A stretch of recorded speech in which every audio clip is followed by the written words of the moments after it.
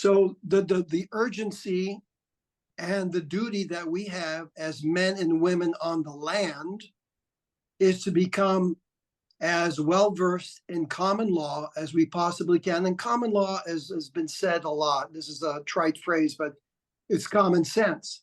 Do no harm. And if you do, fix it. If you don't, then you'll be held responsible, right? Yeah. But ultimately, that's where we're going. So what I am encouraging people to do is to build a mutually supportive, distinct community where we help one another. We trade businesses, services, and products amongst ourselves. And we ignore the oligopoly that has been controlling us since forever, right? So, for example, I just bought a half a side of a cow, had it butchered, sealed and delivered, and I'm supporting a rancher. It's just me and him, and Right. his paddock of cows and so on. And I've passed on his name and so on to other people. An acupuncturist. I believe in traditional Chinese medicine, not the allopathic system. I practice the martial arts of Tai Chi, and I also do Qigong. We have an acupuncturist that is a friend of mine, and I refer people to him and his wife so that people can get holistic health care.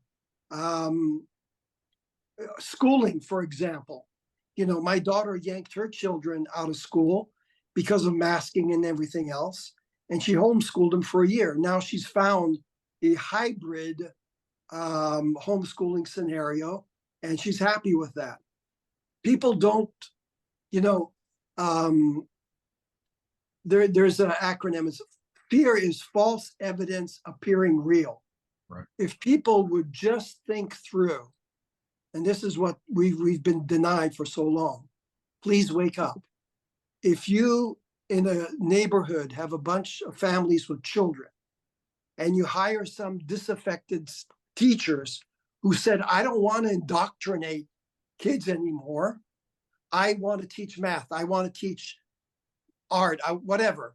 You can hire them for more money than they're getting paid in the school system and influence that particular educational program, and on and on and on. I mean, there's so many examples of people that are out there. I see it as a duty to support small and medium-sized businesses that are out there that may have survived or help bring some back. People that have a value to bring to society, and we as people, we the people can help them. That's my philosophy. I yield with that. This is why we, on WTPN, we have actually one of our organizations. We have a business-to-business network, and a lot of things we're doing is we're inviting people on the show who have local businesses, holistic businesses, to kind of take big companies out of the equation and put people together in community.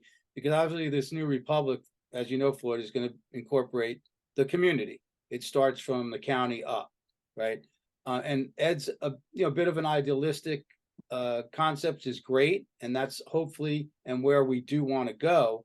What pisses me off and gets me upset is that there's all this crap that's standing in our way.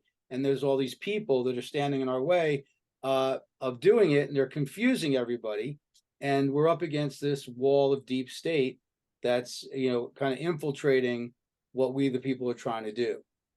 And I was glad to see you, Floyd, that you were, in agreement with what I was saying there, because then on its pure level, it is what we need to do. Yeah, I agree. People need more skills. Right. Yep. Like cutting meat, butchering meat, maybe you can get a half a cow, but can you break down a half a cow? Do you know how to break that down into all these different cuts of meat? I learned that at one time. It's been so long, I would have to, readdress it and probably watch a couple of videos to get back and learn it exactly as I was taught by a professional butcher. but like, sewing, alterations, that's a skill you may need. Different tools you have around. Um, can you test precious metals? If you have a little precious metal kit, can you change watch batteries? All these are little minute skills that, down the road, they may come in handy that you can barter with. A lot of people don't realize that. I worked in a watch and jewelry store, high end. So yeah, I change watch batteries, repair watches, repair jewelry, all that stuff. I have a lot of skills. When I went to prison, I didn't go to prison and sit in the day room, play dominoes, and watch reruns of dope operas. I learned. I learned everything I could learn. It was, I had a choice. And I was telling Gianna this the other night. I was sentenced to 60 years in prison. And when I got there, I had a choice. I could go get this free education and go get a master's degree, no problem. Or I could fight, because it was 7.5 years before I even saw daylight to even be reviewed for parole. Well, I was sitting there for 7.5 years. So I could just go get my degree and, wait for 7.5 years, or do I fight? And I decided to fight. And it got even hairier when I found out that my wife had almost immediately hooked up with my best friend, got arrested, got a DWI, got incarcerated. So everything that I owned that was in storage got lost. And so I wasn't getting any money from anybody. So I had to hustle and support myself. So law became my life. And that's all I did, is live, breathe, eat, sleep, die, shit, fart, law. If it wasn't about law, I didn't give a fuck. Well, you turned a bad situation into a better situation as best you could. I turned lemons into lemonade. Yeah. And I'm not, listen, I'm not messed up one iota about being incarcerated for 14 years and 2 months, because I used it wisely. It got to the point where at the end, I would look up at my cellie and go, God dang, dude, I just don't have enough time to do everything I need to do today. And I know that it sounds so ridiculous from somebody sitting here with 60 years to do, yeah. And it was, I was a busy man. I did things that I would say would probably be humanly impossible out here in the world, just because of all the distractions. And I was just so laser focused that I had no distractions. I put on my headphones, turn on the radio, and boom. And I was just boom, lights out. I didn't care about anything else. Didn't go to church, didn't go to gym, didn't, I forced myself to go to the day room and watch the Texans every Sunday, watch the Rockets occasionally when they played. And I would watch one drama series until they quit watching it. And that was my escape to get out of the cell, to get away from the law, if I wasn't reading some type of escapism book like James Patterson or Dean Koontz or Robert Ludlum or something like that, or some other technical shit. So yeah, I used it wisely. And I encourage everybody, like right now, I could not tell you who's in the NBA playoffs. I don't give a crap who's in the NBA playoffs. The NFL draft's fixing to happen.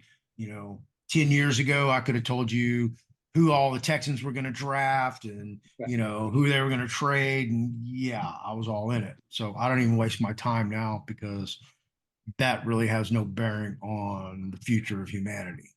All that's just surplusage that they put out there to distract you from being a living free person. Yeah. So, I don't watch network TV. I just pretty much watch videos. That's it. I watch videos. That's and produce them. Yeah. Yeah, I know you have another show to do, and this show has gone off the rails from where I was hoping it would go, which is fine. But while we're here and you're on the subject, it's interesting to me. Sure. Let's stay where you want to go. I was going to ask you. I was going to ask you how you got incarcerated, and because I know there was injustice done there, and I think that is important to we the people to know what we're up against and what can happen. If you want to go into it, we can do another show on it. Whatever. It's no big deal. I'll preface it like this, you know, we can do a show on it. I don't mind talking about it. And I was telling Gianna about this the other night. Because I was telling her about my litigation history while I was there trying to get myself out. I got my third DWI, and I refused all field sobriety tests. I refused the breath test, blood test, refused everything. They arrest me. I go downtown. I'm on the video. I say, I refuse to participate in any motor skills tests on the advice of my attorney. Who's your attorney, Mr. Tarvin? Larry Longer. Boom, the video stops because I invoke my right to counsel. Okay. Well, this officer says that when I stepped out in the hallway, I finally broke down and decided I want to take the horizontal gaze and the standardized field sobriety test, which is where they shine the light in your eyes. Okay. I refused it at the scene. I refused it. And I just left the video room telling you on camera, I'm not taking any tests. But yet I step out the door and I decide, oh, we're going to take some tests. Makes no sense. So that's what he testified to on the stand. Obviously he lied. I got convicted. The DA asked for 35 years. The judge sentenced me to 60. My original trial attorney was J. Gary Trichter, who teaches DWI law at Harvard, also wrote the DWI textbook here in Texas with Troy McKinney. I know Troy McKinney, spoken to Troy McKinney, my court-appointed appeal attorney for my DWI, works with Troy McKinney, one of four attorneys with Schneider and McKinney.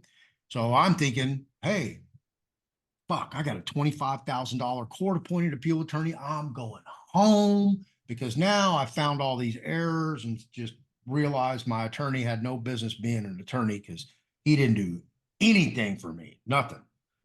And I had to make him stand up and object to the cop testifying about the HGN and call the cop a liar. It's like, man, that dude's lying, man.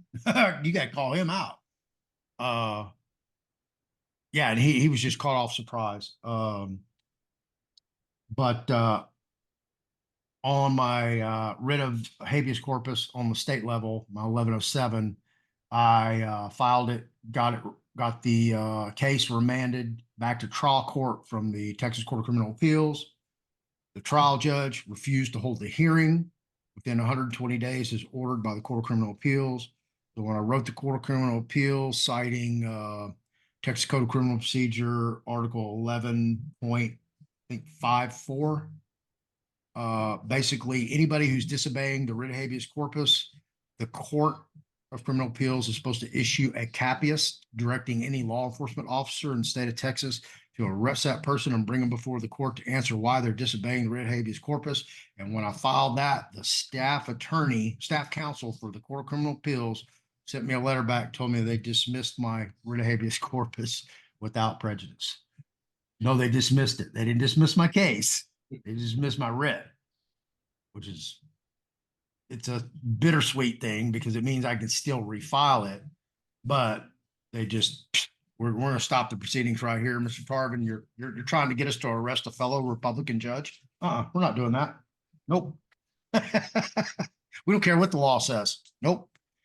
So anyway, that's kind of the thing about that. For people who don't know my background, back when I was younger in high school, I'll just tell you, my senior year, I barely remember it. The only reason I have a senior year picture is because out of the blue, an ex-girlfriend and classmate called me. It's like, are you going to go take pictures today? And I'm like, no. I'm hungover. I've probably been asleep 2 hours, been partying all night. She goes, no, you got to go. I'm like, no, I'm not going. Hung up, and guess who's getting me out of bed? Her. She got me out of bed, made me take a shower, blew dry my hair for me, and made me go take my senior pictures. My senior year, okay, I'm already shooting dope. I'm a junkie. I'm freebasing cocaine. I'm a raging alcoholic. I'm drinking before school, during school, after school, all night. Yeah, I'm a mess in 1979 and 1980. I had no idea what freebasing cocaine was. All I know is we're smoking cocaine and hey, it feels fucking great. And then Richard Pryor burns himself up. And I'm like, oh, that's what we're doing. Okay. Wow. This must be a real expensive habit I got here. Because I'm the only one in my high school doing it. And I'm doing it somebody that's not in high school. So in that drug-fueled alcohol mess I was in for the majority of my life, I did a lot of stupid, idiotic shit. Insane, crazy, unbelievable. I don't know how many times I should be dead. And, you know, when I got out of prison, April 15th, 2016, this last time, something between January and April clicked in me. And it says, you know, you can't go out and be that guy anymore, man. That guy's, you know, nuts. He's going to get you killed or put back in prison. You're going to do the 60 on the layaway plan. And that's not what you want to do. You know, you don't want to get out, get everything, and then lose it and go back to prison and then get out, get everything, lose it, and, you know, live your life like that. And that's not what I wanted to do. So something clicked, changed, my whole life changed. And during the process of getting released, you know, I kept hearing you can reinvent yourself. So I was like, okay, cool. I'm going to reinvent myself. So you know, everybody knows me out here in Houston as Scotty Tarvin. Nobody knows who Floyd Pleasant Tarvin IV is. They have no idea. No idea. Yeah. Well, when I go to work, they're like, who's Floyd? And they're standing right beside me. I appreciate you sharing all that. Ed, let's just take a minute, if we can, to kind of bring that into common law court, okay? Because I'm sitting here saying to myself, I am not an advocate of drunk driving. Obviously, a lot of people get hurt from that. Absolutely. However, the bad thing. there was no injury. There was no injury here, Ed. So I'm not, you know, an advocate again, but at the same time, if we brought this into a common law court, I don't see an injury here. How could this man have been incarcerated for what happened, Ed? Well, the process as I comprehend it, as soon as the offender gets cited for this, the first thing that the offender must do is to say, I am, whatever your name is, a living man on the land, and this matter will be brought in front of a common law court of record. And I invoke the fifth, and that's it. So basically, they are being impeded to pursue you any further, because the matter is going to be dealt with by the common law court of record, right? Common law grand jury, rather, the common law grand jury. And it does work. I mean, I have seen it, for example, here in Florida. We have a website called statewide-commonlawgrandjury.com, and there are some pretty serious cases that have been handled there over the years. The key thing is that if there is no injury, then it is evident that the case will be dismissed. And of course, once the case is, in other words, it goes to the common law grand jury, and the jury has the duty of either finding that there is validity in the accusation and there will be a true bill, or there isn't and there's no bill. A no bill decision will be rendered, and you cannot be attacked a second time. The whole issue of double jeopardy is in your favor. If the grand jury finds that there's no bill, you're done. It's over. And usually the de facto court system is compelled to respect the grand jury. So in essence, you're saying, hey, I'm taking myself out of your jurisdiction and I'm going over to the people's jurisdiction. And the people says, was there any injury here?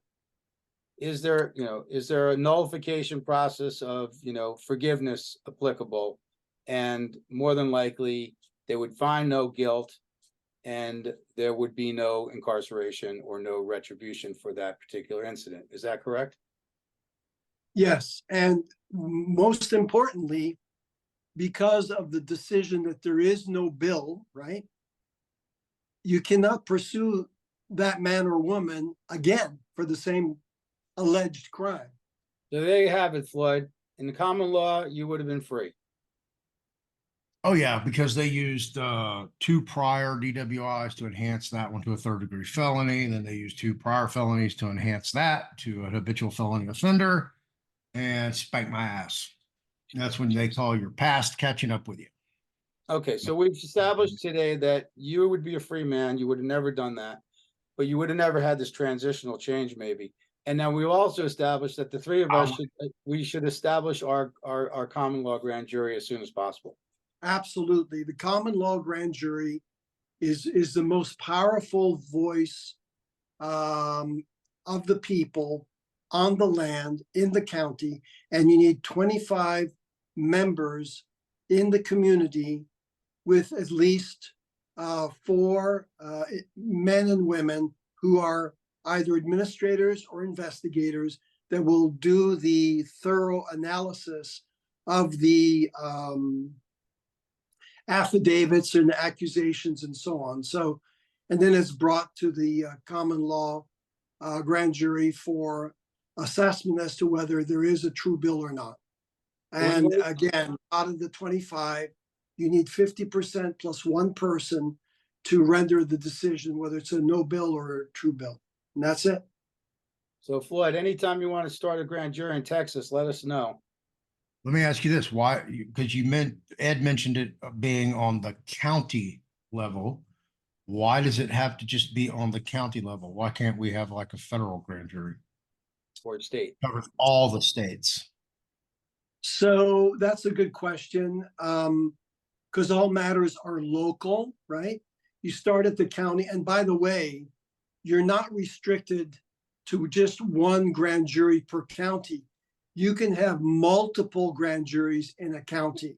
When you think of the issues that potentially you would want to handle, and let's recall what the duties of the grand jury are: defend the innocent, pursue the guilty, and always audit all functions of government, always, without any need to receive or to find any degree of corruption. So we the people have a duty to keep an eye on government functions. In other words, our servants all the time, right? So given the magnitude of the responsibilities, you can have multiple grand juries in the county, one focusing on the CAFRs, in other words, the annual budget. You can have another one focusing on education. You can have another one focusing on the electoral activity, in other words, the voting. You can have another one focusing on the sheriff, and so on. So there's a lot of work in a county. Our county here in Palm Beach is 1.5 million people with a budget that's probably somewhere around 5 billion with a B. That's a lot of work that needs to be done. And as far as the state level, you can have one or more grand juries. And at the federal level, as I don't know, that's a good question. I think that where there is a dispute between states, it is to be adjudicated by the Supreme Court, but usually they'll probably find a solution. So that's a good question, Floyd. Well, could the federal grand jury potentially be 50 plus grand jurors, one from each state and territory as a representative, something similar to a legislative body? Again, that's a good question. We are inspired by the Magna Carta of 1215. The grand jury, Article 61, is 25 men and women. And again, it's we the people to decide what we want to do and how we want to do it. A federal grand jury, that's a good question. Yeah, I mean, you could select a chief justice. you could select a chief justice for each one of your states to be assigned to a federal grand jury. And That may be a conflict of interest. why do you say that? Well, if he's a judge and he's a federal grand No, jury. no. The grand jury, these are men and women like you and me Right. who have knowledge of common law. I'm not talking, the whole thing about the de facto, The right? justice would be a federal grand jury person, correct? That's what he's The saying. chief justice in a county or a state would be a man or woman that would have the same knowledge that you and I have, right? Right. And it is by the decision of the peers in the grand jury or the assembly that would say, well, we want to send, Floyd or, Mary to. Right. Well, the- they the couldn't federal- hold it. They couldn't hold a position of a judgeship or a justiceship and serve on the grand jury because there may eventually be a conflict of interest. Well, That the way other thing, they come back and go before them. yeah, the other thing is one of the key theorems about a grand jury and also a common law court of record, which is what we're doing. We're talking about a trial by jury ultimately, right? Is that it has to be tried by the peers of the accused. So at the federal level, it becomes a lot more difficult. Well, not necessarily. The grand jury can assemble on a Zoom. They don't have to necessarily be face to face. That's true. Okay, so they can adjudicate the grand jury proceedings that are supposed to be a secret, but we can handle how. Well, right. The grand jury proceedings must be kept secret. Absolutely. Yeah. Right. Until things are resolved and then it becomes public, part of the public record. You're correct. Exactly. So once the grand jury delivers, a no bill, which means nothing's going to happen, or if they issue a true bill, then it would go back to the jurisdiction of the offense, wherever that occurred, or the trial.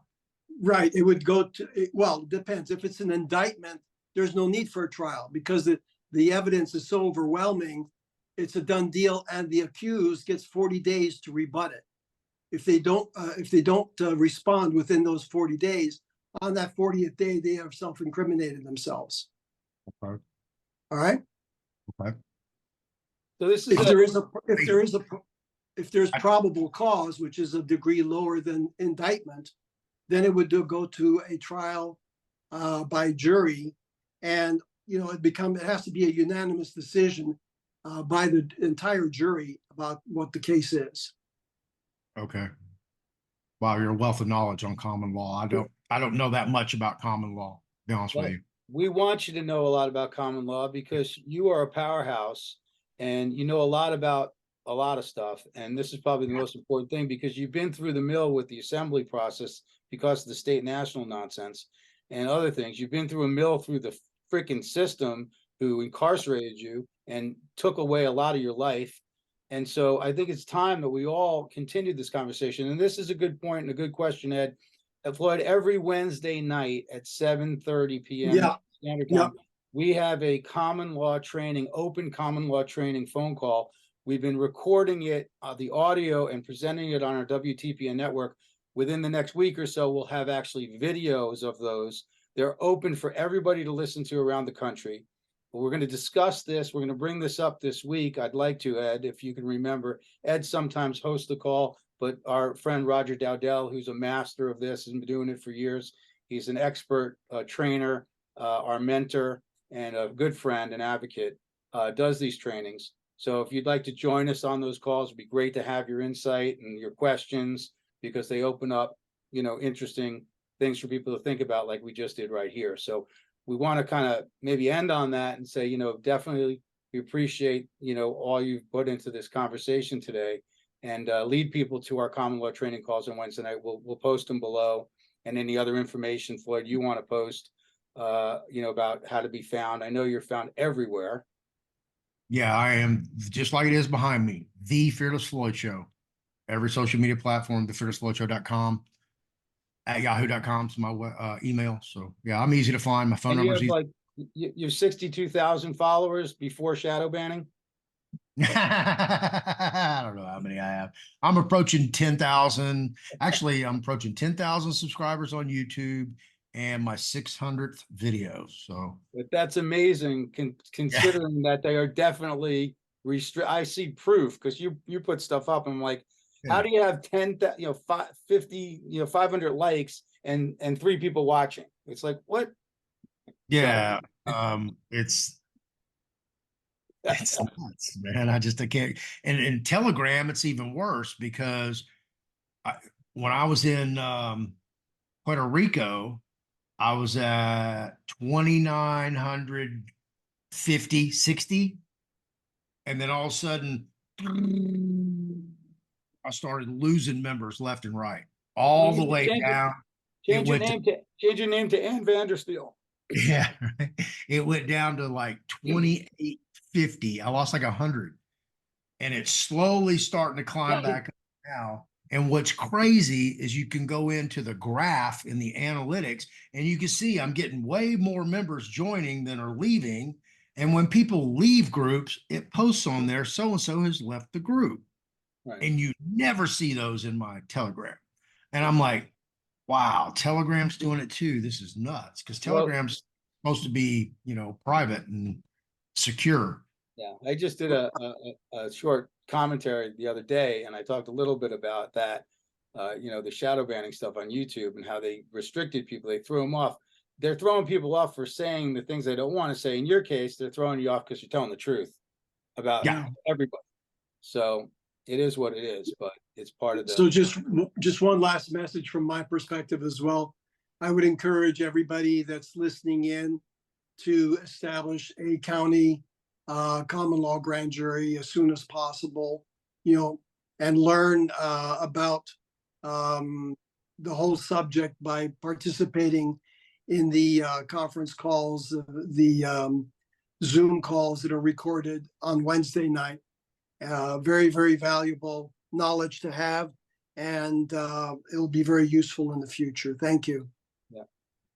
Well, And Mr. let me add to that. Go ahead. Okay.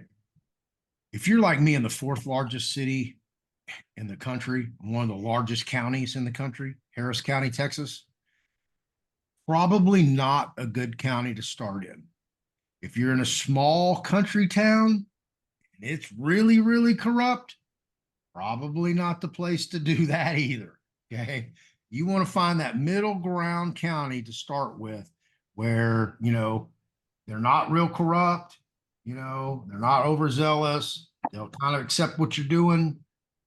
Because the last thing you want to do is everybody get thrown in jail and then y'all all scream like chickens with your head cut off, not knowing what to do and what happened and how to get out of what you're in because you've overstepped your knowledge. And that's what I don't want anybody to happen. So before you go out and, create your grand jury this week or tomorrow or next month, please make sure that you are highly trained, very knowledgeable, can answer every question thrown at you because believe me, these people are very well trained. They go to seminars to learn and get educated and know exactly what questions to tell you and ask you to trip you up and get you off your square so they can manhandle you. And Yeah, that's what I agree. I agree with you 100%. Education is absolutely key. Yeah, I I agree. agree as well. And I could say, Floyd, if you didn't have your fame and your incredibly large following, you could join us because that's our preach. That's our mantra. This is the defensive use for defensive only. And this is why these people are following Anna and these other, gurus are getting in trouble and they're getting arrested. And we've seen it before and it's going to continue to happen. But I do want to say this, Sarasota is not small. It's not as big as Palm Beach County. Sarasota County in Florida, just to let you know, they've got a pretty large assembly over there, General Assembly of the People, and they have a grand jury. And they're kind of a rich community. The politics there are difficult to come against, and they've been going against the fluoride issues, human trafficking issues, but they're not, again, attacking. They're keeping things on the defensive level. They're collecting data for when and if the military steps in, if that ever happens or when it happens, so that then they have the materials needed in the defense to go after these people at the right time. So nobody gets hurt. But we do Yeah. appreciate you saying that. It's really important. Probably the most important thing we've said all day. Well, Are the other thing is, it's just not the knowing, not having the knowledge. It's really building a confidence level to be able to use the vocabulary as well, right? I hope it never comes to this, but if I had to go in front of a maritime court, I'm pretty confident I'd be able to defend myself and direct the matters, because ultimately, if a living man or woman, are in that scenario, you have the right to tell that magistrate to recuse themselves because they're representing themselves in the wrong jurisdiction. It's Floyd, very, very key. Floyd, you were going to say something, and we'll give you the last word here. And you were just are you still talking to Christine Scott? me? Yes. No, I don't even know who she is. You don't know who Christine Scott is? I don't think so. That would be Christine Scott versus Ronald DeSantis et al. Oh, okay. That Christine Scott. No, I'm not speaking to her. There's more than one. I'm not speaking to her. Thank That you. Christine Scott. Yeah, I just wondered if y'all had hooked up, and you know, she needs all the help she can get. She's got the alphabet agencies up her wazoo. Well, we'll pass that along to our people who are, you know, doing what they do better than we do. Yeah, So, she's in you guys. Yep, I got it. All right, well, thanks again, brother. We'll do this again. I'm going to get into the other stuff that I wanted to talk about later this week. Okay. And I'm looking forward to your show tonight. Everybody watch Floyd's show tonight. It's going to be awesome. I think you're really going to enjoy some of the disclosure that's coming out about some of these people are not telling the truth. And appreciate that little rescue today. And we'll get on with it, and then we'll have you back on whenever you want. Do us a favor, please feel free to share this show on your platform if you feel like it. We'd love to have the exposure and have people hear about common law. I think some of the stuff we talked to you today about was a little bit worthy of discussion and eye-opening as well. So appreciate you. Yes, absolutely. I'll definitely mirror it. I've got a couple of videos to mirror. If you haven't seen the video that I guest hosted with Keith Little, it's a post. Yeah, he found a SEC filing in the Edgar files for a trust, and they accepted it. Interesting. It's extremely interesting. It got everybody's attention and seems to look as if that is the birth certificate, bond, and private security avenue. Wow. So this is the CCTV trust you're talking about? Yep. And where do we find that again? Who is that? It's Keith Little. He goes by El Perro on YouTube. But I did it as a post. P-E-R-O, P-L Perro, P-E-R-O. P-E-R-O. Keith Little. It means the dog in Spanish, el perro. Okay, well, there we have it. All right, guys. Well, thanks so much, Floyd. I'm looking forward to your show. We really appreciate you, everything you do for us, and having you here today was a pleasure. Thank you so much. Thank you, Floyd. Appreciate it. God bless everybody. Have a good day. Take care. Bye, everybody. Take care. Bye, Doug. Okay, there you have it. We the People Network. So we do want to say that the term "We the People" declares that the Constitution derives its power not from the King, the President, Congress, but from the people themselves. I want to thank everybody for today's show. I know it was a little long. We went kind of lengthy, but we do want to thank Mr. Floyd, Ed, and all of you for watching. Please share and make sure you tune in for our Wednesday night trainings, and we'll see you soon. Thank you.